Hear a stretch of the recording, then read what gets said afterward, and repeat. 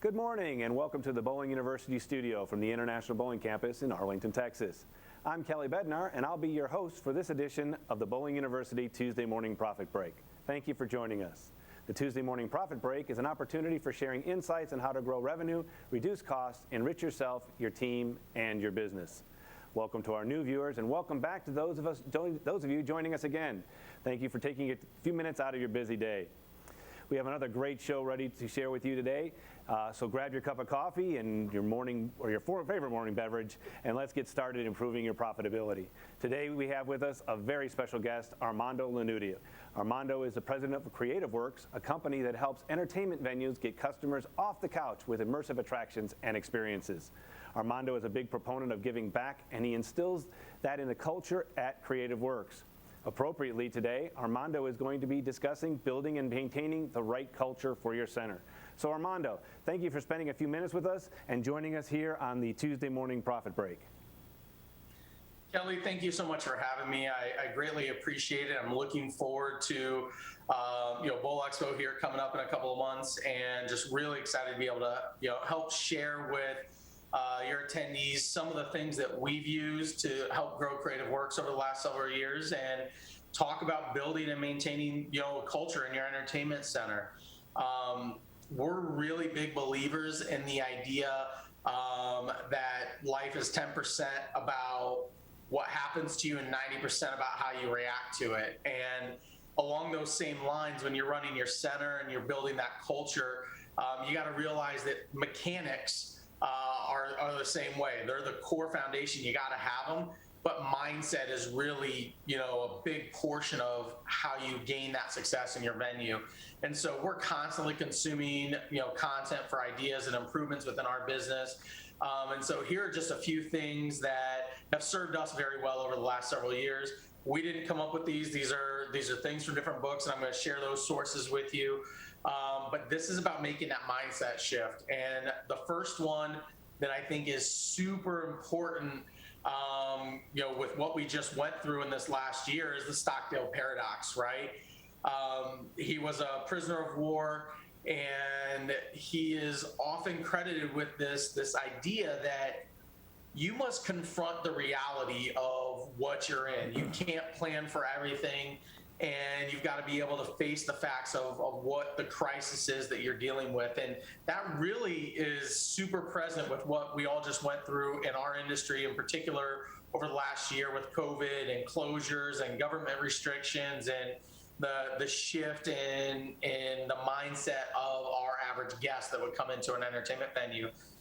But you must never ever lose faith that in the end you will prevail and you will come out that other side.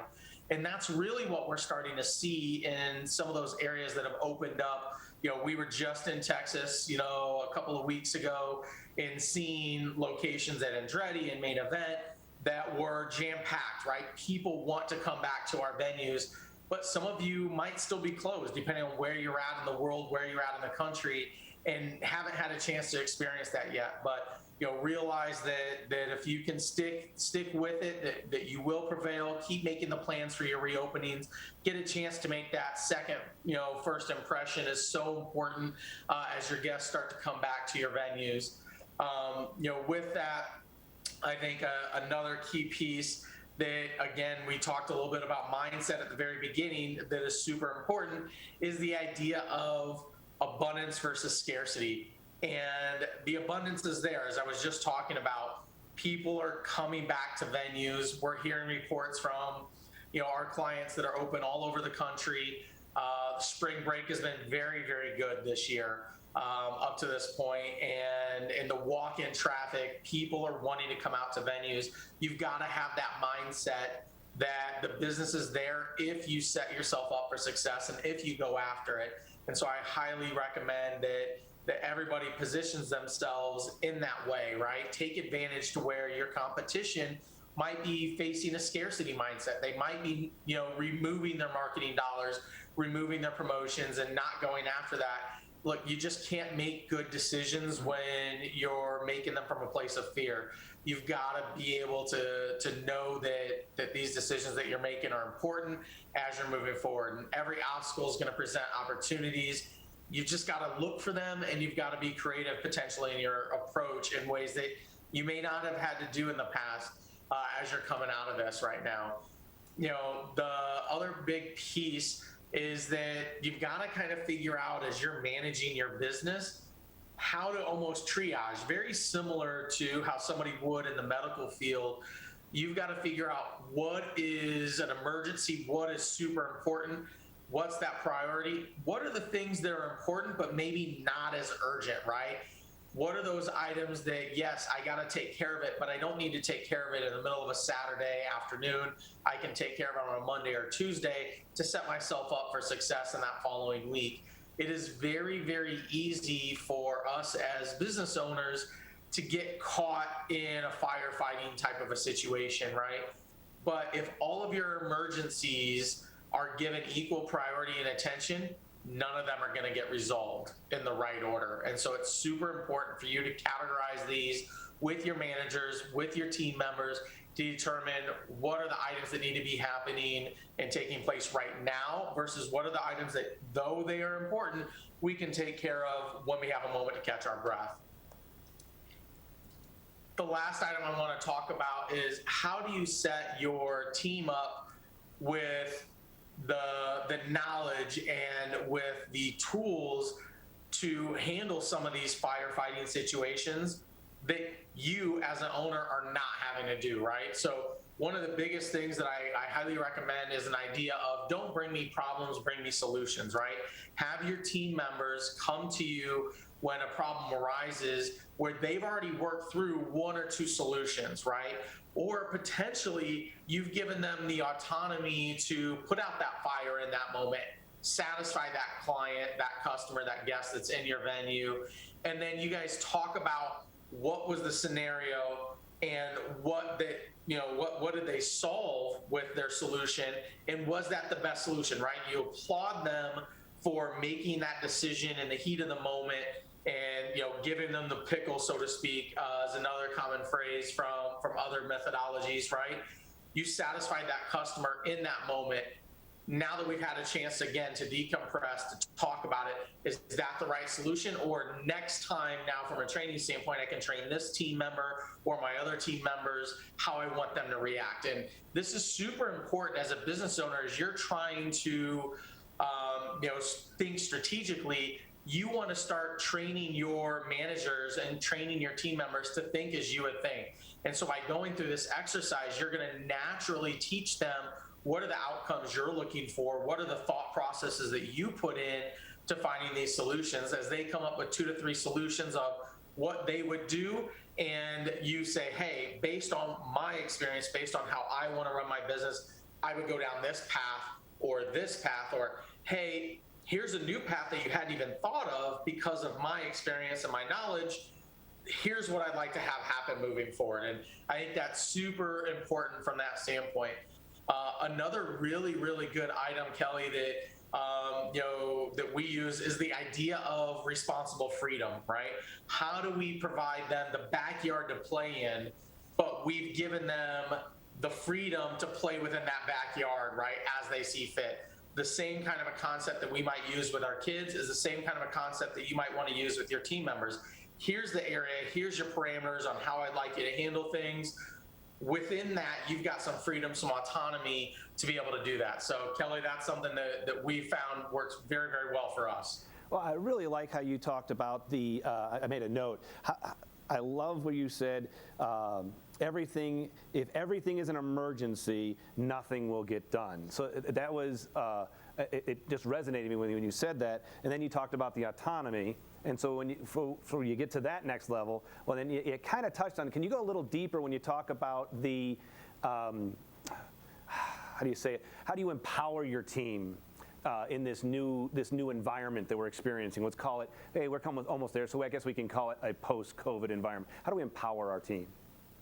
Yeah, I think in the moment, we've all been the victim, so to speak, at a venue, retail experience, whatever. Something goes wrong, and we go to an employee, they have the uniform on, and we ask them to solve our problem. And one of the things that's most frustrating to any of us is to have them say, hold on, let me go get a manager, right?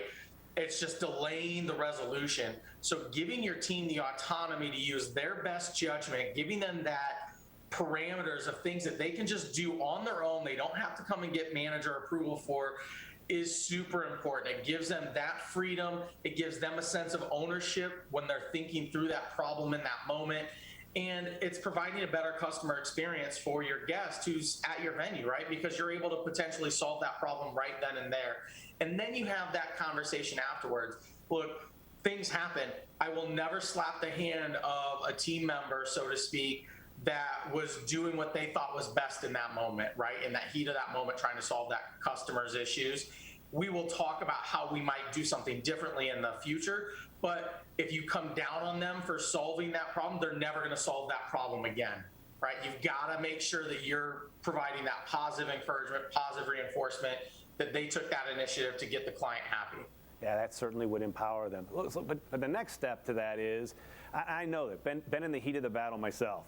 How can leaders find the time for long-term vision and strategy when the business with the day-to-day operations is just all going on? You know, how do we find that time? Yeah, you got to schedule it, right? You can't just say, hey, I'll get to it when I have my next free moment. You've got to actually put it on the calendar, block that couple of hours out. I recommend start with a 2 to 3 hour chunk that you can do on a day a week. You can commit to every week. I'm going to spend this time working on my business, not in my business. And eventually you want that to grow to be at least a full solid day, whether that has to be broken into 2 half days, or if you can just say, hey, every Wednesday, I'm going to work on my business instead of in my business. And you've got to protect it. You've got to pretend that time is sacred, and not allow people to, schedule things into it, not allow events to block that out. And if for some reason you do have to make an adjustment, it's not, hey, I got rid of my strategic thinking time. It's I moved my strategic thinking time from that Wednesday to that Tuesday to accommodate the adjustment that I need to make. But you can never give it up. That is the only way you're going to be able to make sure that you spend the appropriate amount of time growing your business and getting it to the next level. Well, hey, Armando, we're running out of time, but thank you so much for taking the time out of your busy day, and thank you to Creative Works for sharing you with us. But we got good news for everyone. We are excited about having you with us here in person this June. Armando, it's great to have someone of your skills and knowledge as a featured speaker at Bowl Expo in Louisville this June. Armando's 90-minute learning lab will take place on Tuesday, June 22nd at 10:15, and you're not going to want to miss it. So thanks again, Armando, for being with us. As we wrap up another edition of the Tuesday Morning Profit Break, remember, when your focus is on growing people, people will grow your business. We look forward to seeing you next week at 10:15 Eastern for another great episode of the Tuesday Morning Profit Break. If you have any questions about today's show or would like additional information, you can reach us at any time at education@bpaa.com. Also, you and your team can watch for any of our previous episodes 24/7 by visiting bowlinguniversity.net. Until then, I'm Kelly Bednar, and do for one what you wish you could do for everyone. See you next week.